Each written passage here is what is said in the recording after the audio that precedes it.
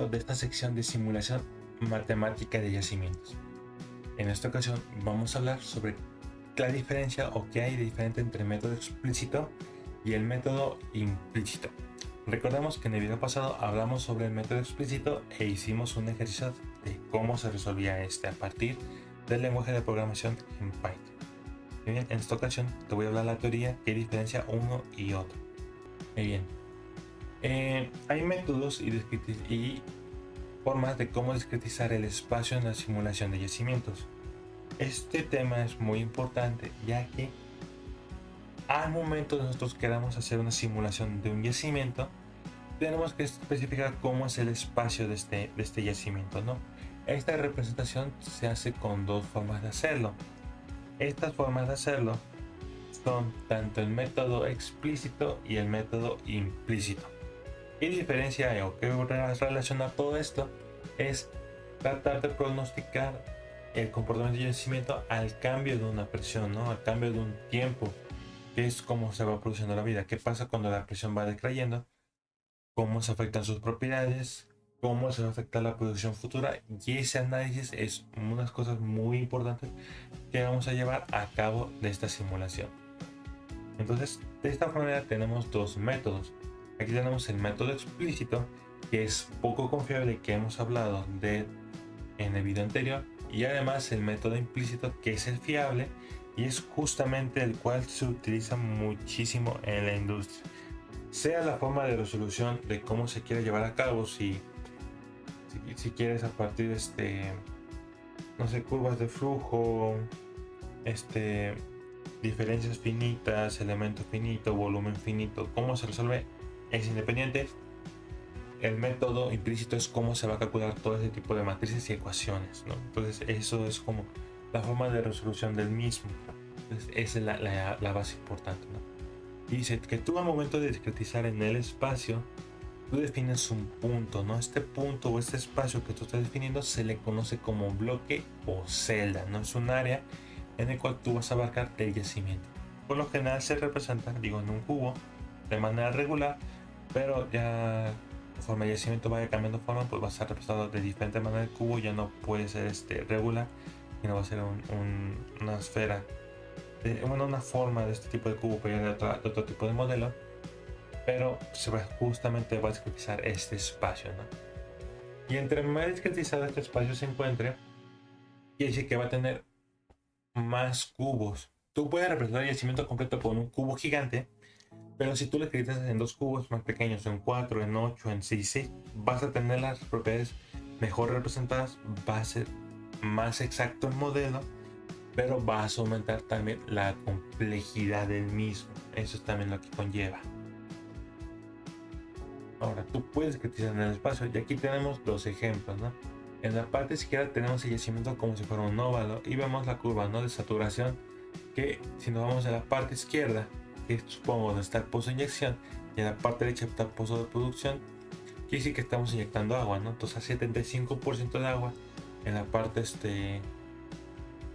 del pozo de inyección, y en la parte de pozo de producción pues va a 25, ¿no? Y vemos como al aumentar la distancia pues estamos observando cómo va decayendo esa saturación, ¿no? ¿Qué pasa si nosotros discretizamos en el espacio con cubos? Tenemos el siguiente modelo que está a la derecha, 4 cubos, y vemos que va bajando, ¿no? Inicia con 75, al llegar al segundo cubo es 50 y al llegar al tercero al cuarto es 25. Tal cual trata de hacer una representación firme de los datos, ¿no? En esta manera, pero no se ve como líneas rectas. ¿Qué pasa si yo logro esos 4 cubos hacerlos en 8 o en 16? Pues la curva se va a acercar cada vez más a la parte que está a la izquierda, va a ser más representativa. Tema, más tiempo de cómputo, ¿no? Entonces, ese es un juego muy importante que hay que estar llevando. Este tipo de ser más eficiente el modelo, reduciendo el tiempo de computación. Ahora, ¿cómo se hace la discretización en el tiempo? Esta discretización en el tiempo hay que tener muchísima precaución. Yo aquí ya activé la imagen y es porque quiero poner lo que es el puntero láser, ¿no? ¿Por qué quiero poner este puntero láser? Es muy importante, ya que va a ser una forma muy importante de hacer, ¿no? Voy a quitar la imagen ahorita un momento porque quiero explicar esto. En el método explícito, y como lo dije en el video pasado, la única incógnita que tú requieres conocer a un tiempo futuro es la presión de esa celda. Y ojo, aquí manejamos una nomenclatura que es P a la N, ¿no? P a la N potencia. Esa N no es una potencia, es una nomenclatura que se refiere que en el tiempo N es a lo que nosotros conocemos como el tiempo de hoy o aquellos que tú tienes la información en este momento. Y el tiempo n+1 se refiere a lo que de mañana, a lo que va a pasar al siguiente tiempo, que es aquello que tú buscas obtener. Cuando tú ya obtienes esos resultados, esa n+1 se convierte en n y quieres conocer ahora el siguiente dato. Entonces así va a irse yendo la ecuación. Y aquí donde vemos el time level, ¿no? El tiempo de nivel. Este es el tiempo de nivel n y este es el tiempo de nivel n+1. Como estamos observando, queremos conocer el tiempo de este punto, de esta celda, ¿no? Esta celda representa esto. Para conocer esto requiero en el mismo punto, pero del tiempo n, sus propiedades relacionadas con el i-1, que es la celda de la izquierda, cómo se va a relacionar, y el del i+1, que es de la celda de la derecha, cómo se relaciona, ¿no? Entonces con estas tres celdas yo voy a obtener este valor. ¿Qué pasará si yo ocupo el de esta celda? Pues va a ser el de esta de acá abajo con el de su izquierda y con el de la derecha, y con eso voy a obtener estas propiedades. En pocas palabras, con el explícito, con lo que tengo los datos de hoy, puedo obtener los datos de mañana de la celda que yo requiera. Pero ¿qué sucede en un método implícito, que es el método que vamos a continuar a ver, ¿no? Para este tipo de videos?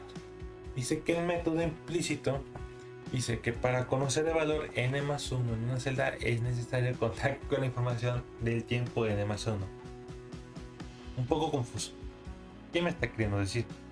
Que yo, para conocer las propiedades en el siguiente tiempo, lo que yo quiero obtener, tengo que obtener además todas las propiedades al mismo tiempo. O sea, yo no puedo obtener solamente de uno.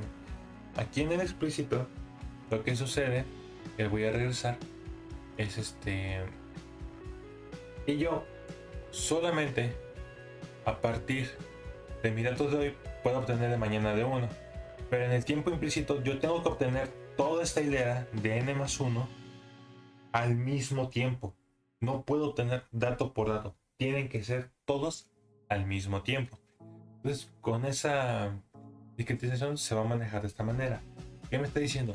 Tú del tiempo n solamente vas a ocupar la misma celda que te ocupas, pero esta celda que yo estoy obteniendo en el tiempo n+1 o el siguiente time step se va a ver influenciado por su celda de la izquierda y además por la celda de la derecha. Si yo me muevo a esta celda de acá, aquí está en medio, se va a ver influenciada por su celda, por la misma celda del tiempo anterior y por la celda de su izquierda y la derecha del tiempo que quiero conocer. Entonces, se dan cuenta, una va a haber agarrado de la mano de la otra y así sucesivamente. Por lo tanto, en el implícito nosotros tenemos que conocer todas estas propiedades al mismo tiempo. No es como, primero calculo una y después me voy por otra. No, todo esto. Y esto se le va a conocer como un sistema de ecuaciones. Vámonos muy sencilla, pues que se le conoce como un sistema de ecuaciones de tres ecuaciones con tres incógnitas, ¿no? Un problema así. Tú quieres conocer x, y, z a partir de ese problema que resuelves con Gauss y lo vas haciendo, ¿no? O eliminación de variables, ¿no? Método que tú quieres aplicar. Y entonces esto es lo que nos está diciendo, ¿no? Justamente cómo se obtienen este tipo de niveles. Ahora, ¿qué pasa cuando tenemos discretización en el tiempo y en el espacio? Bueno, dice, cada punto discretizado en el espacio y al cambio de cierto tiempo, o sea, los time steps, los cambios, las propiedades de yacimiento tienden a cambiar. Entonces, ¿qué se refiere? Yo ya tengo discretizado en el espacio, o en este caso, mis celdas, ¿no? Pero conforme va aumentando el tiempo, vemos que aquí la saturación será de 25% y conforme aumenta el tiempo, va a ir aumentando esta propiedad, ¿no?